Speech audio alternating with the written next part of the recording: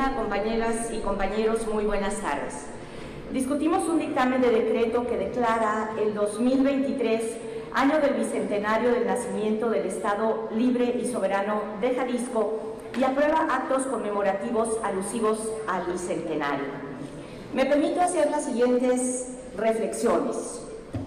Para que las conmemoraciones sean genuinas, tienen que estar ancladas en hechos históricos y simbólicos que sean significativos para los individuos en lo personal y para que el elegantemente denominado imaginario colectivo se anime y se disponga a celebrar. Emocionarse en torno a un mundial de fútbol es fácil. Conmocionarse en torno a una guerra parece inevitable, pero para algunos no lo es, por cierto. Conmoverse ante una barbarie como la muerte de Luis Raquel incendiada, a veces no logramos ni eso. Así que las emociones, las conmociones y el espíritu celebratorio no se pueden instalar en la cabeza y mucho menos en el corazón de la gente por decreto. Considero que cumplir 200 años per se es notable, sí. Digno de conmemorar, sí.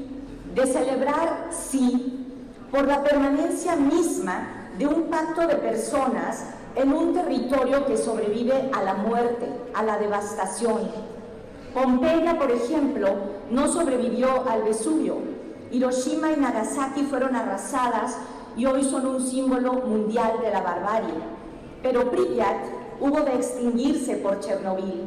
Así que Jalisco vive, Jalisco existe. Y eso es digno de celebrar en un país lleno de muerte, de violencia y de desaparición. No solo eso, Jalisco es el cuarto estado en aportar al Producto Interno Bruto Nacional con el 7.3% según las cifras del año 2020. Nuestro estado representa la tercera entidad más grande de la República, solo detrás del Estado de México y de la capital de la República, con más de 8.300.000 habitantes. En materia de electores, contamos con un padrón electoral que está entre los 5 primeros del país. Y contamos, aunque algunos no quieran que cuente, con el segundo ecosistema de educación superior más importante del país, encabezado por la Universidad de Guadalajara.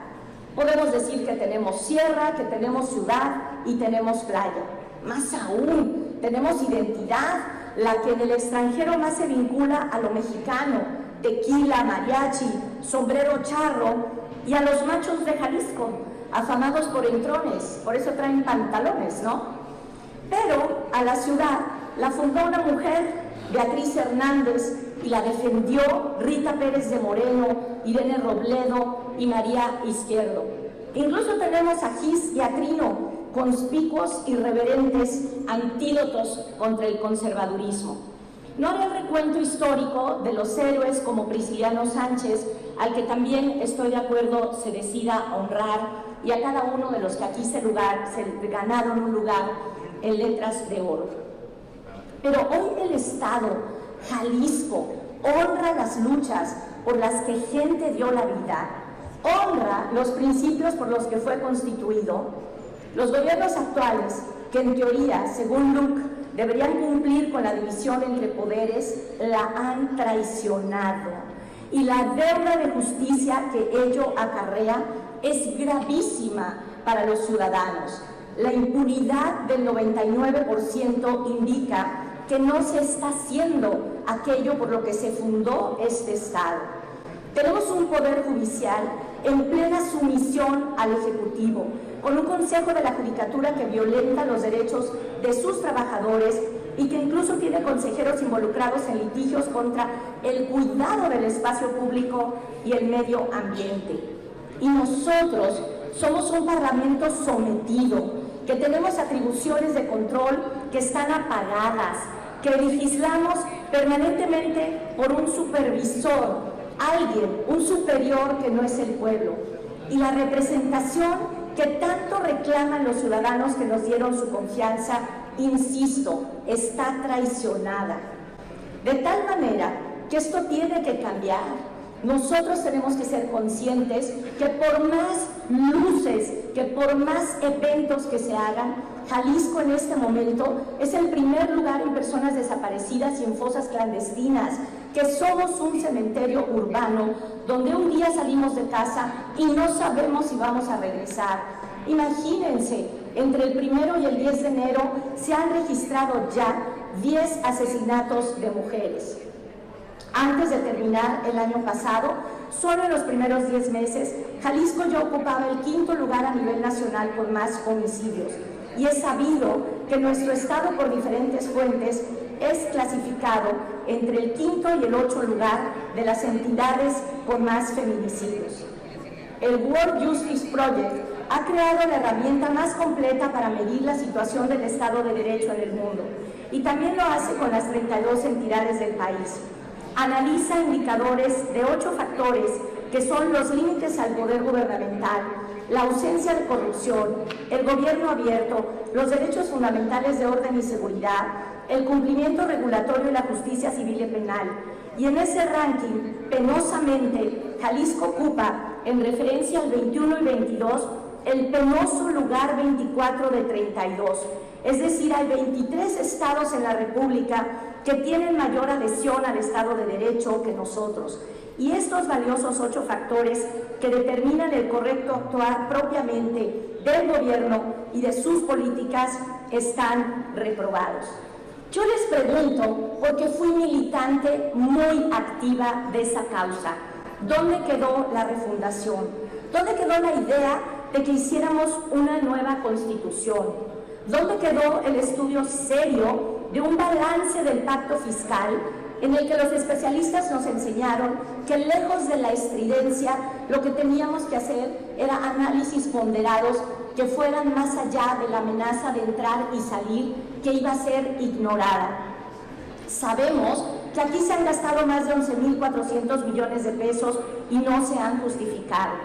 Y el colmo de esta barbaridad ha sido el galimatías jurídico del que últimamente estamos siendo testigos.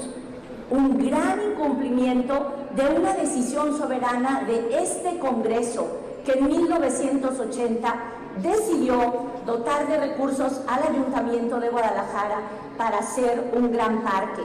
Hoy se pretende endilgar la responsabilidad a quienes no son responsables, pero lo que está fuera de duda es que aquí la iniciativa privada, con la complicidad de muchos gobernantes de diversos partidos, le ha incumplido a la ciudadanía.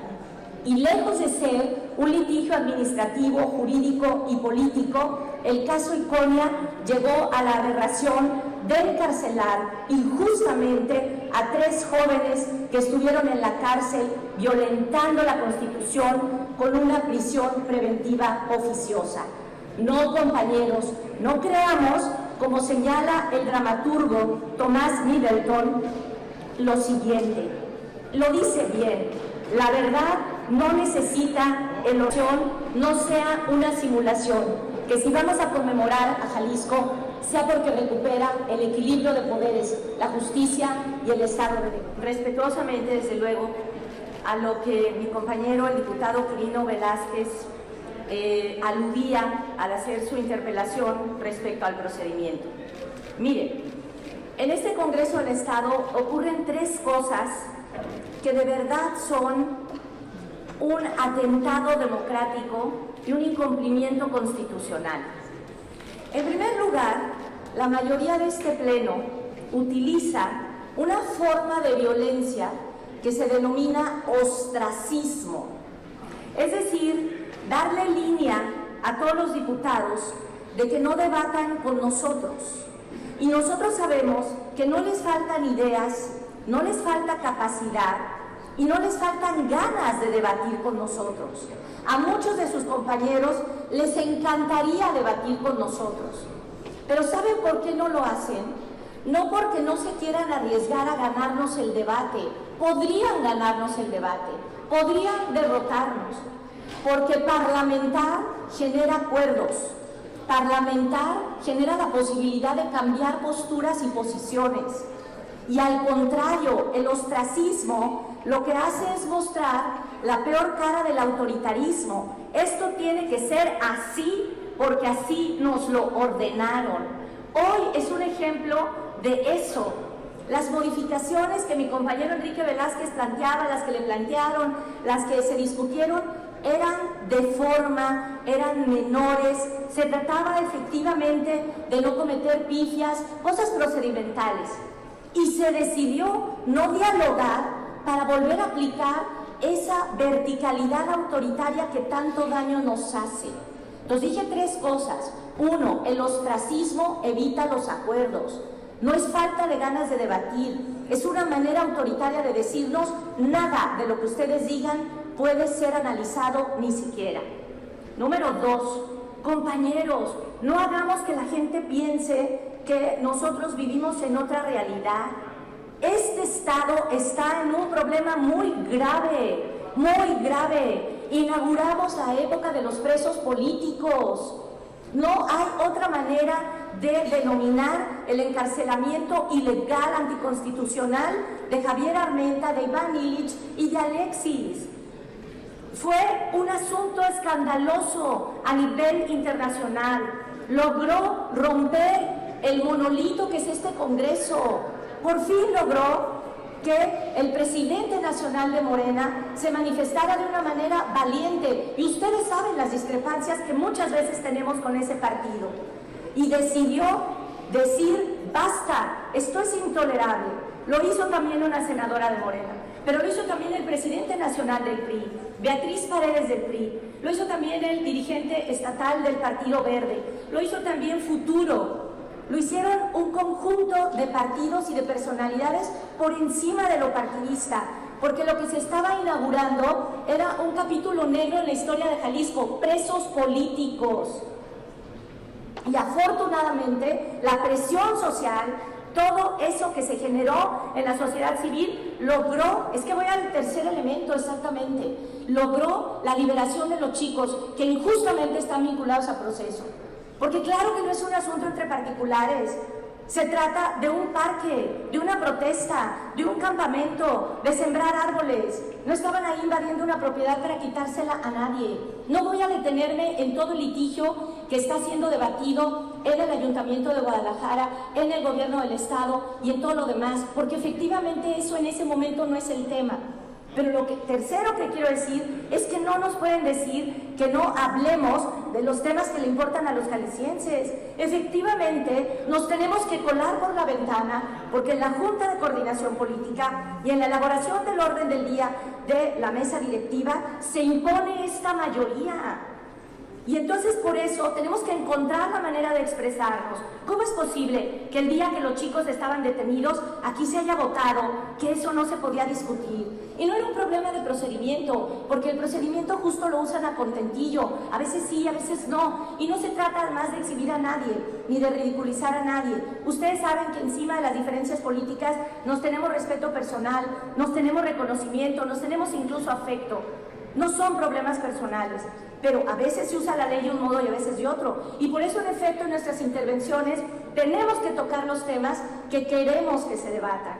Yo les hago un llamado a que esta conmemoración del Bicentenario de Jalisco no sea una simulación. No podemos parecer la Secretaría de Turismo de las épocas, no quiero hacer una alusión incorrecta y que se tome a mal, pero de las gloriosas épocas de Rosaluz Alegría, la Secretaría de Turismo, que fue una gran secretaria.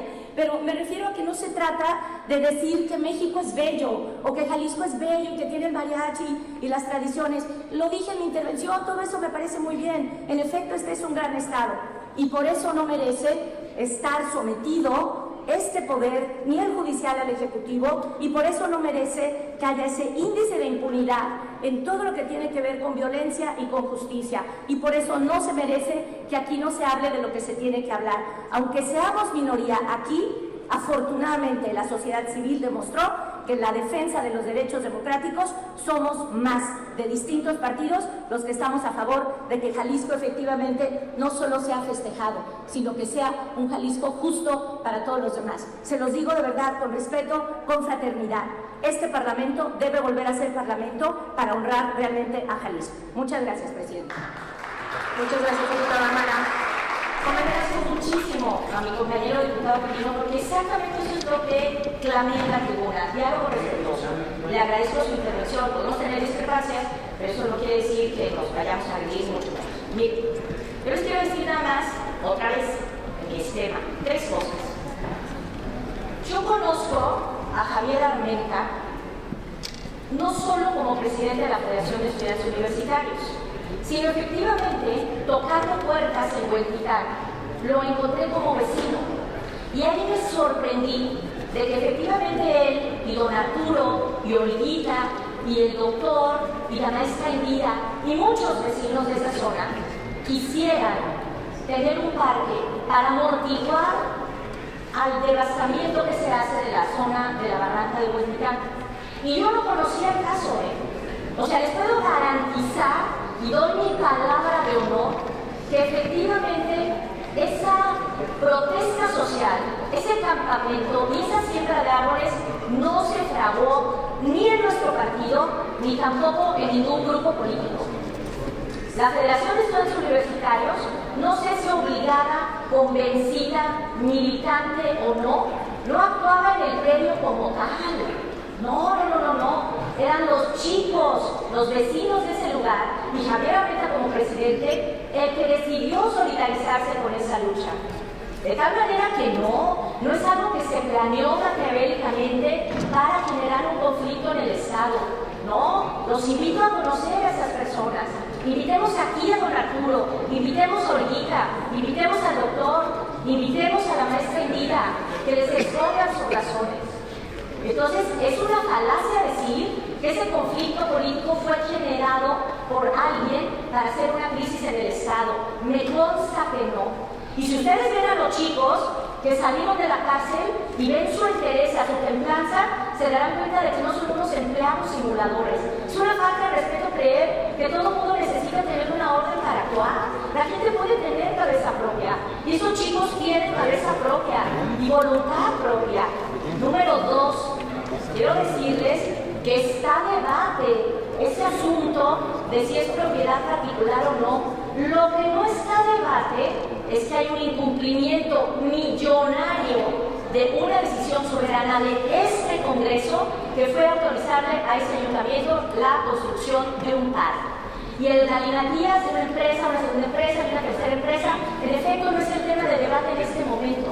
Pero lo que no se puede es querer imponer una verdad sin que se debata. Eso es imposible. Y la tercera cosa, insisto, no se puede querer por decreto decir que Jalisco está de fiesta y Jalisco merece ser conmemorado cuando hay injusticia y cuando Jalisco está de luto, porque lo que está a debate es si el autoritarismo se impone y si nosotros como representantes populares somos capaces de defender o no la soberanía que nos dio la gente. Yo los invito a que asumamos ese papel y a que cada cosa que debatamos tengamos esa camiseta, la de representantes populares y no la de empleados de nadie. Es cuanto, presidente. Es inaudito que justo después de lo que dije en la tribuna, que los invito a que parlamentemos, a que nos escuchemos, a que debatamos respetuosamente y que acto seguido procedimos a hacer eso, se empeñen en quitarle la voz a un compañero. Estamos debatiendo lo que se necesita debatir, como dije. Tratamos de entrar por la ventana porque la puerta se nos cierra. Que gana la presidencia de la mesa directiva con una conducción que ha sido tan valiosa en negarse la posibilidad de darle la oportunidad a los demás compañeros de debatir. Por favor. Entonces yo lo que planteo es que en lugar de perder el tiempo en decidir cómo no darle la palabra, se le permita a un parlamentario